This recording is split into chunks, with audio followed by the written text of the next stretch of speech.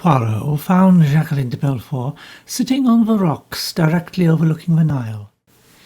He had felt fairly certain that she had not retired for the night, and that he would find her somewhere about the grounds of the hotel. She was sitting with her chin cupped in the palms of her hands, and she did not turn her head or look around at the sound of his approach. "Mademoiselle de Belfort, you permit that I speak to you for a little moment?" Jacqueline turned her head slightly. A faint smile played about her lips. "Certainly. You're Monsieur Hercule Poirot, I think. Shall I make a guess? You are acting for Mrs. Doyle, who has promised you a large fee if you succeed in your mission." Poirot sat down on the bench near her. "Your assumption is partially correct. I have just come from Madame Doyle, but I am not accepting any fee from her, and strictly speaking, I am not acting for her." "Oh!" Jacqueline studied him attentively. "Then why have you come?" she asked abruptly. Hercule Poirot's reply was in the form of another question. "Have you ever seen me before, mademoiselle?" She shook her head. "No, I don't think so." "Yet I have seen you.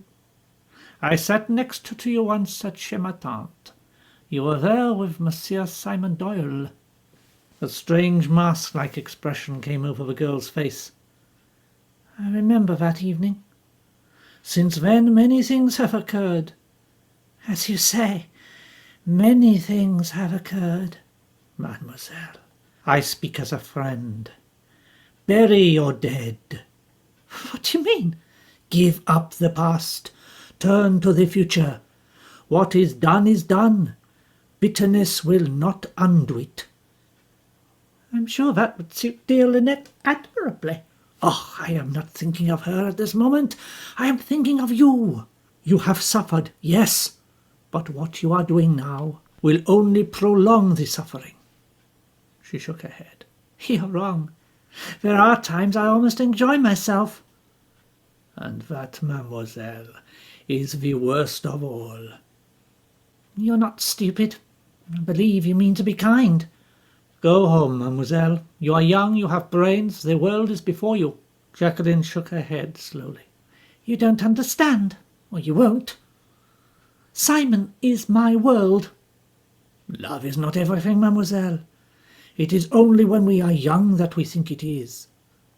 "You don't understand." "Oh, you know all about it, of course. You talked to Lynette. You were in the restaurant that night. Simon and I loved each other." "I know that you loved him." She was quick to perceive the inflection of his words. She repeated with emphasis, "We loved each other. And I loved Lynette. I trusted her. She was my best friend. All her life Lynette has been able to buy everything she wanted. She's never denied herself anything. And when she saw Simon, she wanted him, and she just took him." "And he allowed himself to be bought?" Jacqueline shook her head slowly. "No, it's not quite like that. If it were, I shouldn't be here now. You're suggesting Simon isn't worth caring for. If he'd married Lynette for her money, that would be true. But he didn't marry her for her money. It's more complicated than that.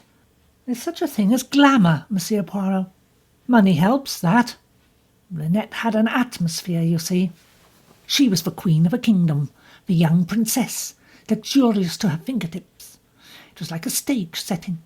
She had the world at her feet, one of the richest and most sought-after peers in England wanting to marry her, and she stoops instead to the obscure Simon Doyle. Do you wonder it went to his head?" She made a sudden gesture. "Look at the moon up there.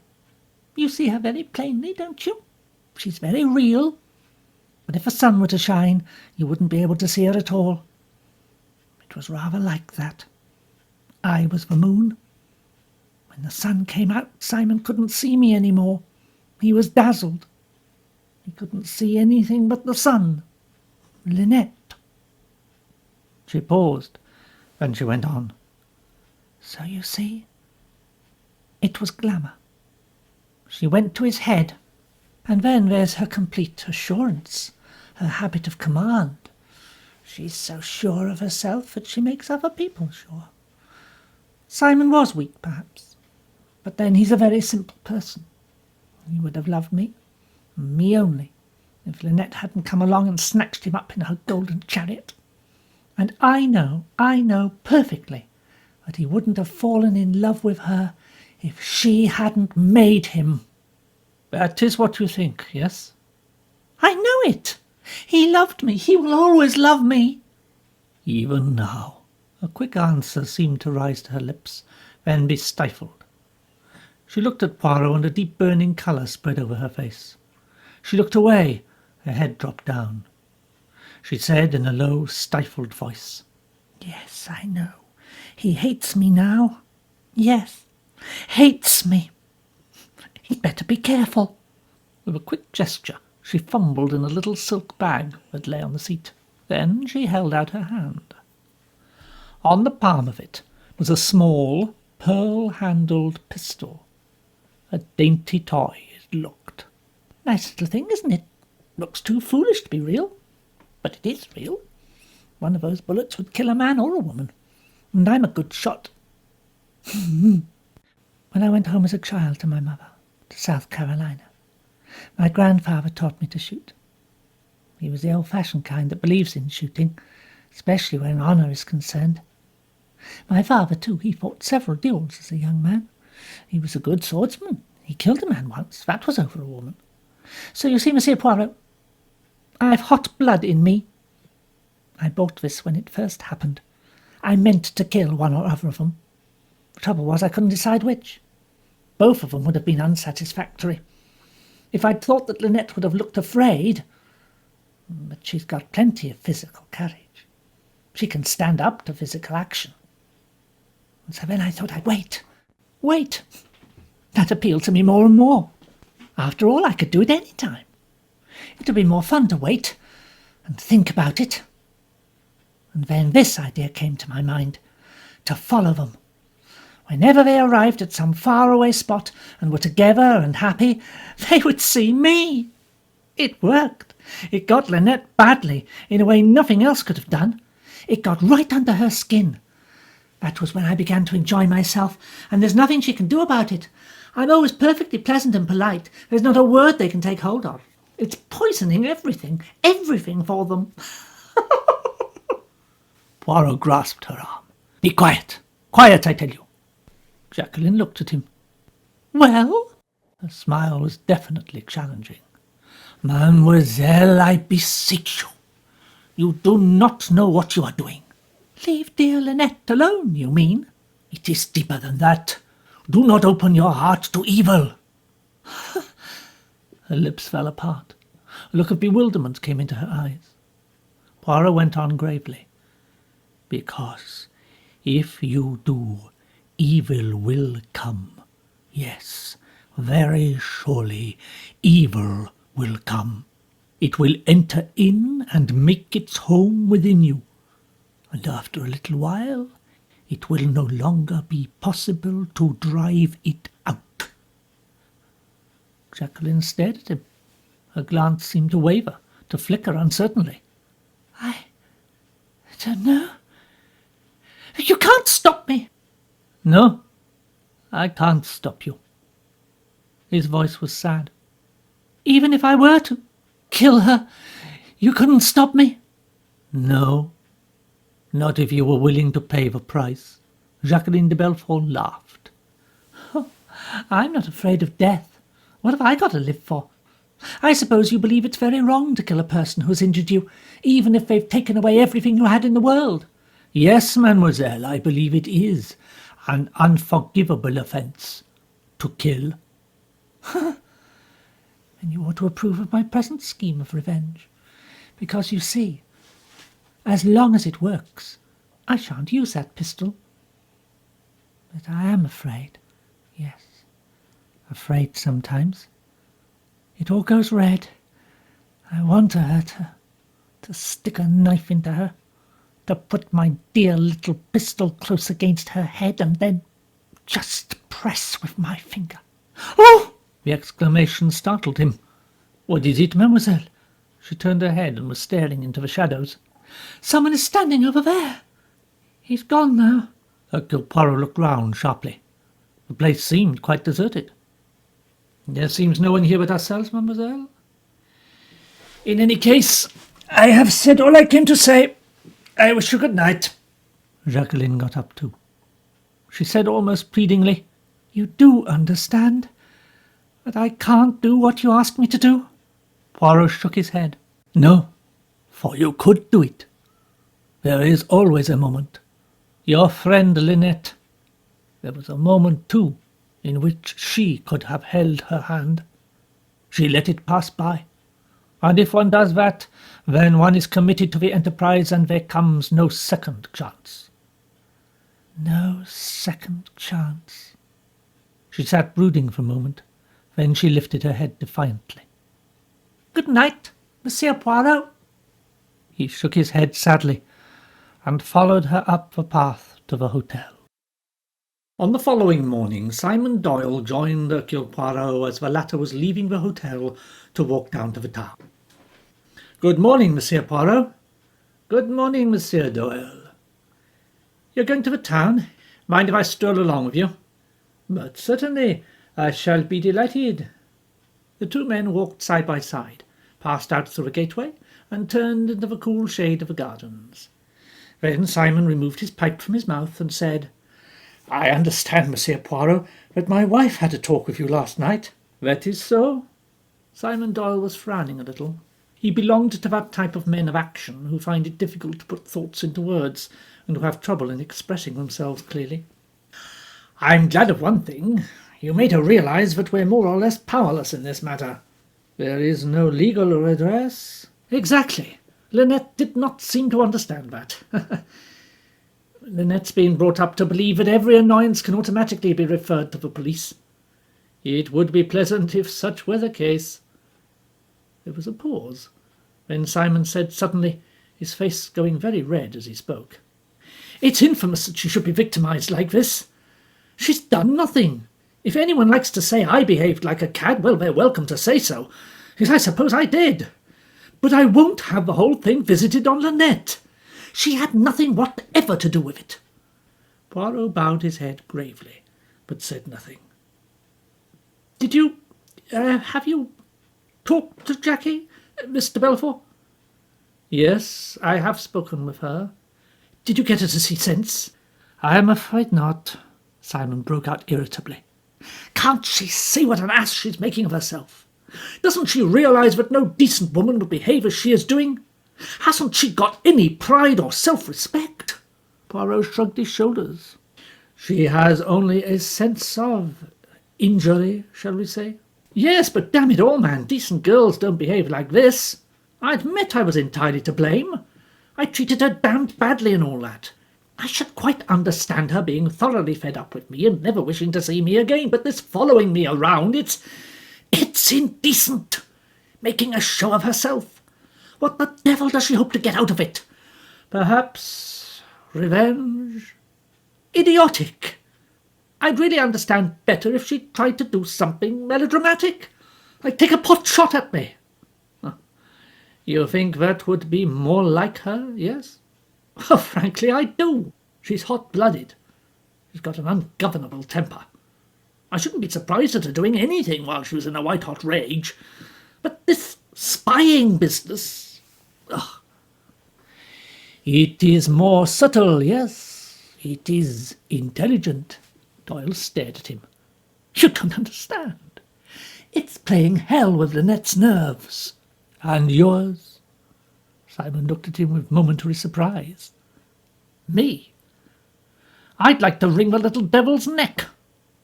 There is nothing then of the old feeling left. My dear Monsieur Poirot, how can I put it? It's like the moon when the sun comes out. You don't know it's there any more. And once I'd met Lynette, Jackie didn't exist. Tiens, jest drôle, ha! I beg your pardon? You're similarly interested me, that is all. Again flushing, Simon said, I suppose Jackie told you that I'd only married Lynette for her money. Well, that's a damned lie. I wouldn't marry any woman for money. What Jackie doesn't understand is that it's difficult for a fellow when a woman cares for him as she cared for me." "Huh?" Poirot looked up sharply. It sounds a caddish thing to say, but Jackie was too fond of me. You see, a man doesn't want to feel that a woman cares more for him than he does for her. He doesn't want to feel owned, body and soul. It's the damned possessive attitude. This man is mine. He belongs to me. That's the sort of thing I can't stick. No man could stick. He wants to get away, to get free. He wants to own his woman. He doesn't want her to own him." He broke off, and with fingers that trembled slightly, he lit a cigarette. "And it is like that you felt with Mademoiselle Jacqueline, eh?" "Well, yes, as a matter of fact I did. She doesn't realize that, of course, and it's not the sort of thing I could ever tell her. But I was feeling restless, and then I met Lynette, and she just swept me off my feet. I'd never seen anything so lovely. It was all so amazing. Everyone kowtowing to her, and then her singling out a poor chump like me." His tone held boyish awe and astonishment. "I see. Yes, I see. Why can't Jackie take it like a man?" "Well, you see, Monsieur Doyle, to begin with, she is not a man." No, but I meant take it like a good sport. After all, you've got to take your medicine when it comes to you. The fault's mine, I admit, but there it is. If you no longer care for a girl, it's simply madness to marry her. And now I see what Jackie's really like and the lengths she's likely to go to. I feel I've had a rather lucky escape." "The lengths she is likely to go to? Have you an idea, Monsieur Doyle, what those lengths are?" "No, what do you mean?" "You know she carries a pistol about with her." Simon frowned and shook his head. "I don't believe she'll use that." "Well, not now. I suppose she might have done earlier. But I believe it's got past that. She's just spiteful now, trying to take it out of us both." Poirot shrugged his shoulders. "It may be so. It's Lynette I'm worrying about. I quite realize that. I'm not really afraid of Jackie doing any melodramatic shooting stuff, but this spying and following business has absolutely got Lynette on the raw. I'll tell you the plan I've made. Perhaps you can suggest improvements on it. To begin with, I've announced fairly openly that we are going to stay here for 10 days, but tomorrow the steamer Karnak starts from Shellal to Wadi Halfa. I propose to book passages on that under an assumed name. Tomorrow we'll go on an excursion to Philly, and Lynette's maid can take the luggage. We'll join the Karnak at Shellal, and when Jackie finds we don't come back, it'll be too late, because we'll be on our way. She'll assume we've given her the slip and gone back to Cairo. In fact, I might even bribe the porter to say so. Inquiry at the tourist offices won't help her because our names won't appear. How does that strike you?" "It is well imagined, yes. And suppose she waits here till you return?" "We may not return. We could go on to Khartoum, then perhaps by air to Kenya. She can't follow us all over the globe." "No, there must come a time when financial reasons forbid. She has very little money, I understand." Simon looked at him with admiration. "Well, that's clever of you. Do you know, I hadn't thought of that. Jackie's as poor as they make them." "And yet she has managed to follow you so far." "Yes. Well, she's got a small income, of course. Something under 200 a year, I imagine. I suppose she must have sold out the capital to do what she's doing. So that the time will come when she has exhausted her resources and is quite penniless." Yes. Simon wriggled uneasily. The thought seemed to make him uncomfortable. Poirot watched him attentively. No, it is not a pretty thought." "Well, I can't help it, can I? What do you think of my plan?" "I think it may work, yes. But it is, of course, a retreat." Simon flushed. "You mean we're running away?" "Well, that's true. But Lynette—" Poirot watched him and gave a short nod. "As you say, it may be the best way. But remember, Mademoiselle de Belfort has brains, Simon said somberly. Someday, I feel, we've got to make a stand and fight it out. Her attitude isn't reasonable. Reasonable, mon Dieu. And there's no reason why women shouldn't behave like rational beings. Quite frequently they do. And that is even more upsetting. I too shall be on the Connacht. It is part of my itinerary. Oh, Simon hesitated, then said, choosing his words with some embarrassment, that isn't on our account in any way. I mean, I wouldn't like to think... Poirot disabused him quickly. Not at all. It was all arranged before I left London. I always make my plans well in advance. You don't just move on from place to place as the fancy takes you. Isn't the latter really pleasanter? Perhaps. But to succeed in life, every detail should be arranged well beforehand. Well, that is how the most skilful murderer behaves, I suppose. Yes, though I must admit that the most brilliant crime I remember was one of the most difficult to solve, and was committed on the spur of the moment, Simon said boyishly. You must tell us something about your cases on board the Connacht. No, that would be to talk, what do you call it, the shop. Yes, but your kind of shop is rather thrilling. Mrs. Allerton thinks so. She's longing to get a chance to cross-question you.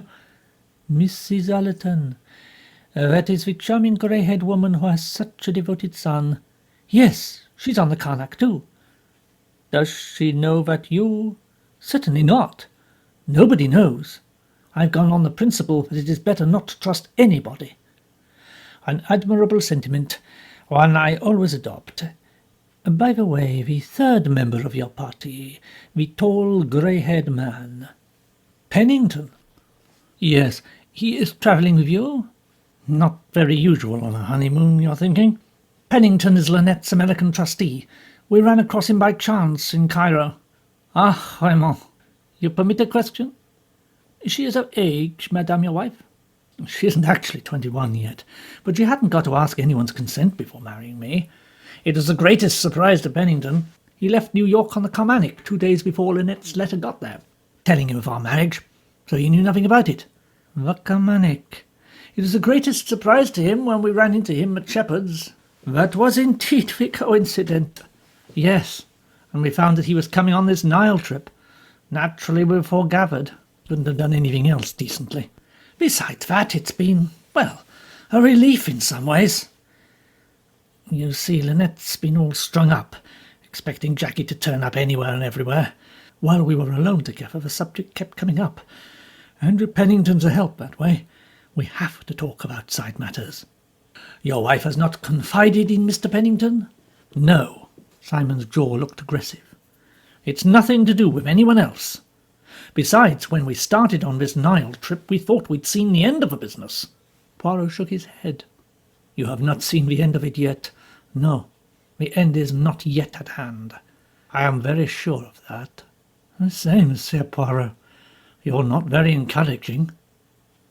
Poirot looked at him with a slight feeling of irritation. He thought to himself, the Anglo-Saxon, he takes nothing seriously but playing games. He does not grow up. Lynette Doyle, Jacqueline de Belfort, both of them took the business seriously enough. But in Simon's attitude he could find nothing but male impatience and annoyance. You will permit me an impertinent question? Was it your idea to come to Egypt for your honeymoon?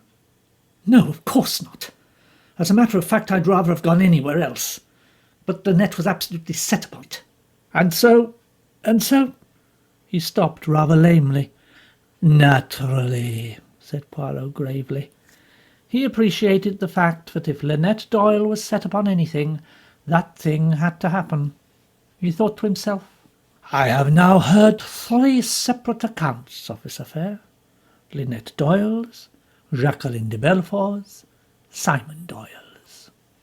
Which of them is nearest to the truth? Simon and Lynette Doyle set off on their expedition to Falais about 11 o'clock the following morning. Jacqueline de Belfort, sitting on the hotel balcony, watched them set off in the picturesque sailing boat. What she did not see was the departure of a car laden with luggage, and in which sat a demure-looking maid, all from the front door of the hotel. It turned to the right in the direction of Cheval. Hercule Poirot decided to pass the remaining 2 hours before lunch on the island of Elephantine, immediately opposite the hotel. He went down to the landing stage. There were 2 men just stepping into one of the hotel boats, and Poirot joined them. The men were obviously strangers to each other. The younger of them had arrived by train the day before. He was a tall, dark-haired young man with a thin face and a pugnacious chin. He was wearing an extremely dirty pair of grey flannel trousers and a high-necked polo jumper, singularly unsuited to the climate. The other was a slightly podgy middle-aged man, who lost no time in entering into conversation with Poirot in idiomatic but slightly broken English.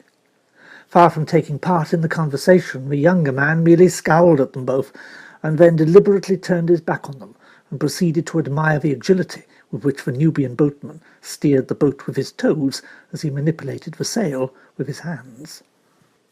It was very peaceful on the water, the great smooth slippery black rocks gliding by, and the soft breeze fanning their faces. Elephantine was reached very quickly, and on going ashore Poirot and his loquacious acquaintance made straight for the museum. By this time the latter had produced a card, which he handed to Poirot with a little bow. It bore the inscription, Signor Guido Ricchetti, archaeologo. Not to be outdone, Poirot returned the bow and extracted his own card. These formalities completed, the 2 men stepped into the museum together, the Italian pouring forth a stream of erudite information. They were by now conversing in French. The young man in the flannel trousers strolled listlessly round the museum, yawning from time to time, and then escaped to the outer air.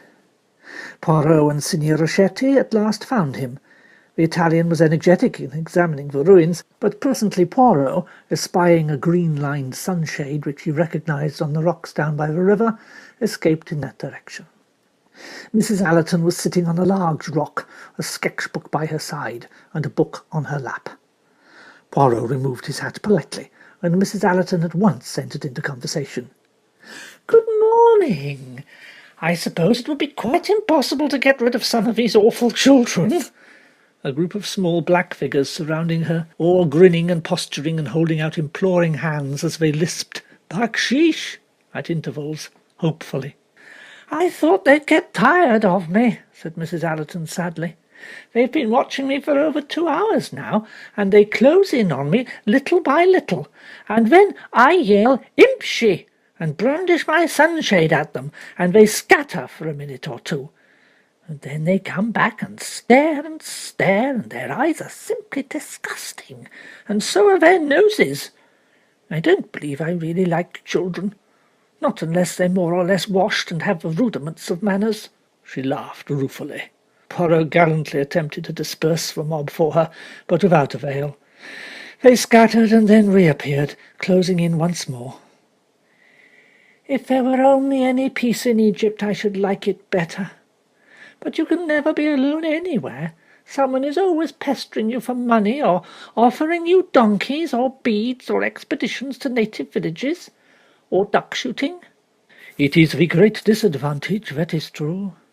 Poirot spread his handkerchief cautiously on the rock, and sat somewhat gingerly upon it. "Your son is not with you this morning?" "No, Tim had some letters to get off before we leave. We're doing the trip to the Second Cataract, you know." I too." "Oh, I'm so glad. I want to tell you that I am quite thrilled to meet you. When we were in Mallorca, there was a Mrs. Leach there, and she was telling us the most wonderful things about you. She'd lost a ruby ring bathing, and she was just lamenting that you weren't there to help her find it for her." "Oh, Pablo, but I am not the diving seal." "Ha, ha, ha, ha!"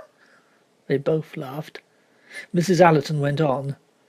"I saw you from my window, walking down the drive with Simon Doyle this morning. Do tell me what you make of him. We're so excited about him." "Ah, truly?" "Yes. You know, his marriage to Lynette Ridgway was the greatest surprise. She was supposed to be going to marry Lord Windlesham, then suddenly she gets engaged to this man no one had ever heard of." "You know her well, madame?" "Oh, no, but a cousin of mine, Joanna Southwood, is one of her best friends." "Ah, yes, I have read that name in the papers." He was silent a moment, and then went on. "She is a young lady very much in the news, Mademoiselle Joanna Southwood. Oh, she knows how to advertise herself all right. You do not like her, madame?" Well, that was a nasty remark of mine. You see, I'm old-fashioned. I don't like her much. Tim and she are the greatest of friends, though." "I see." Her companion shot a quick look at him. She changed the subject. "How very few young people there are out here. That pretty girl with the chestnut hair and the appalling mother in the turban is almost the only young creature in the place. You've talked to her a good deal, I notice. She interests me, that child." "Why is that, madame?" "Well, I feel sorry for her. You can suffer so much when you're young and sensitive. I think she is suffering." "Yes, she is not happy, poor little one." "Tim and I call her the sulky girl.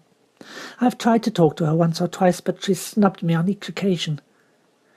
However, I believe she is going on this Nile trip too, and I expect we'll have to be more or less all matey together, shan't we?" "It is a possible contingency, madame." "I'm very matey, really. People interest me enormously. All the different types. Tim tells me that dark girl, what's her name, de Belfort, is the girl who was engaged to Simon Doyle. It's rather awkward for them, meeting like this." "It is awkward, yes." "You know, it may sound foolish, but she almost frightened me. She looked so intense." Poirot nodded his head slowly. "You are not far wrong, madame. A great force of emotion is always frightening. Do people interest you too, Monsieur Poirot? Or do you reserve your interest for potential criminals?" "Ah, madame, the category would not leave many people outside it." "Oh!" Mrs. Allerton looked a trifle startled. "Do you really mean that?" "Given the particular incentive, that is to say." "Which would differ." "Naturally." Mrs. Allerton hesitated, a little smile on her lips. "Even I, perhaps?" "Mothers, madame, are particularly ruthless when their children are in danger," she said gravely. "I think that's true. Yes, you're quite right." She was silent a minute or two.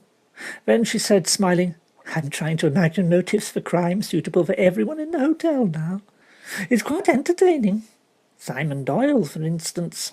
Poirot said, smiling, "A very simple crime. A direct shortcut to his objective. No subtlety about it." "And therefore very easily detected?" "Yes, he would not be ingenious." "And Lynette?" "Well, that would be like the Queen in your Alice in Wonderland. Off with her head." "Oh, of course. The divine right of monarchy. Just a little bit of a Naboth's vineyard touch. Oh, and the dangerous girl, Jacqueline de Belfort. Could she do a murder?" Poirot hesitated for a moment. Then he said doubtfully, "Yes, I think she could." "But you're not sure?" "No. She puzzles me, that little one." "I don't think Mr. Pennington could do one, do you? He looks so desiccated and dyspeptic. No red blood in him, but possibly a strong sense of self-preservation." "Yes, I suppose so." "And poor Mrs. Otterbourne in her turban." "Well, there is always vanity." "As a motive for murder?" "Motives for murder are sometimes very trivial, madame." "What are the most usual motives, Monsieur Poirot?" "Most frequently, money. That is to say, gain in its various ramifications. Then there is revenge, and love, and fear, and pure hate, and beneficence." "Monsieur Poirot." "Oh, yes, madame. I have known, shall we say, A being removed by B solely in order to benefit C. Political murders often come under the same heading. Someone is considered to be harmful to civilization, and is removed on that account. Such people forget that life and death are the affair of the good God." He spoke gravely. Mrs. Allerton said quietly, I'm glad to hear you say that. All the same, God chooses his instruments. There is a danger in thinking like that, madame. After this conversation, Monsieur Poirot, I shall wonder that there is anyone left alive. She got up. We must be getting back. We have to start immediately after lunch. When they reached the landing stage, they found the young man in the polo jumper just taking his place in the boat. The Italian was already waiting. As the Nubian boatman cast the sail loose and they started, Poirot addressed a polite remark to the stranger. There are very wonderful things to be seen in Egypt, are there not? The young man was now smoking a somewhat noisome pipe. He removed it from his mouth and remarked briefly and very emphatically, in astonishingly well-bred accents, "They make me sick." Mrs. Allerton put on her pince-nez and surveyed him with pleasurable interest. "And why is that?" "Take pyramids. Great blocks of useless masonry, put up to minister to the egoism of a despotic bloated king. Think of the sweated masses who toiled to build them and died doing it. It makes me sick to think of the suffering and torture they represent." Mrs. Allerton said cheerfully, "You'd rather have no pyramids, no Parthenon, no beautiful tombs or temples? Just for solid satisfaction of knowing that people got 3 meals a day and died in their beds?" The young man directed his scowl in her direction. "I think human beings matter more than stones." "But they do not endure as well," remarked Hercule Poirot. "I would rather see a well-fed worker than any so-called work of art. What matters is the future, not the past." This was too much for Signor Ricchetti, who burst into a torrent of impassioned speech, not too easy to follow. The young man retorted by telling everybody exactly what he thought of a capitalist system. He spoke with the utmost venom. When the tirade was over, they arrived at the hotel's landing stage. Mrs. Allerton murmured cheerfully, "Well, well," and stepped ashore. The young man directed a baleful glance after her. In the hall of the hotel, Poirot encountered Jacqueline de Belfort. She was dressed in riding clothes. She gave him an ironical little bow. "I'm going donkey riding." "Do you recommend the native villages, Monsieur Poirot?" "Is that your excursion today, mademoiselle? Eh bien, they are picturesque. But do not spend large sums on native curios, which are shipped here from Europe. No, I'm not so easy to deceive as that." With a little nod, she passed out into the brilliant sunshine. Poirot completed his packing, a very simple affair, since his possessions were always in the most meticulous order. Then he repaired to the dining-room and ate an early lunch. After lunch, the hotel bus took the passengers for the Second Cataract to the station, where they were to catch the daily express from Cairo to Shellal, a 10-minute run. The Allertons, Poirot, the young man in the dirty flannel trousers, and the Italian were the passengers. Mrs. Otterbourne and her daughter had made the expedition to the dam and to Falais, and would join the steamer at Shellal. The train from Cairo and Luxor was about 20 minutes late. However, it arrived at last, and the usual scenes of wild activity occurred. Native porters taking suitcases out of the train collided with other porters putting them in. Finally, somewhat breathless, Poirot found himself, with an assortment of his own, the Allertons, and some totally unknown luggage in one compartment, while Tim and his mother were elsewhere with the remains of the assorted baggage. The compartment in which Poirot found himself was occupied by an elderly lady with a very wrinkled face, a stiff white stock, a good many diamonds, and an expression of reptilian contempt for the majority of mankind. She treated Poirot to an aristocratic glare and retired behind the pages of an American magazine. A big, rather clumsy young woman of under 30 was sitting opposite her. She had eager brown eyes, rather like a dog's, untidy hair, and a terrific air of willingness to please. At intervals the old lady looked over the top of a magazine and snapped an order at her. "Cornelia, collect the rugs. When we arrive, look after my dressing-case. On no account let anyone else handle it. Don't forget my paper cutter." The train run was brief. In 10 minutes' time they came to rest on the jetty, where the SS Karnak was waiting for them. The Otterbournes were already on board. The Karnak was a smaller steamer than the Papyrus and Lotus, the first cataract steamers, which are too large to pass through the locks of the Aswan Dam. The passengers went on board and were shown their accommodation. Since the boat was not full, most of the passengers had accommodation on the promenade deck.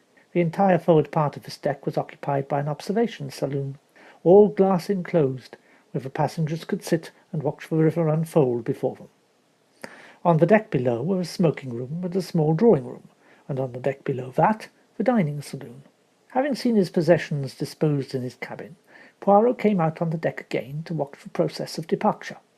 He joined Rosalie Otterbourne, who was leaning over the side. "So now we journey into Nubia. You are pleased, mademoiselle?" "Yes, I feel that one's really getting away from things at last." She made a gesture with her hand. There was a savage aspect about the sheet of water in front of them, the masses of rock without vegetation that came down to the water's edge. Here and there a trace of houses, abandoned and ruined as a result of the damming up of the waters. The whole scene had a melancholy, almost sinister charm. "Away from people," said Rosalie Otterbourne. "Except those of our own number, mademoiselle." Well," she shrugged her shoulders. "There's something about this country that makes me feel wicked. It brings to the surface all the things that are boiling inside one.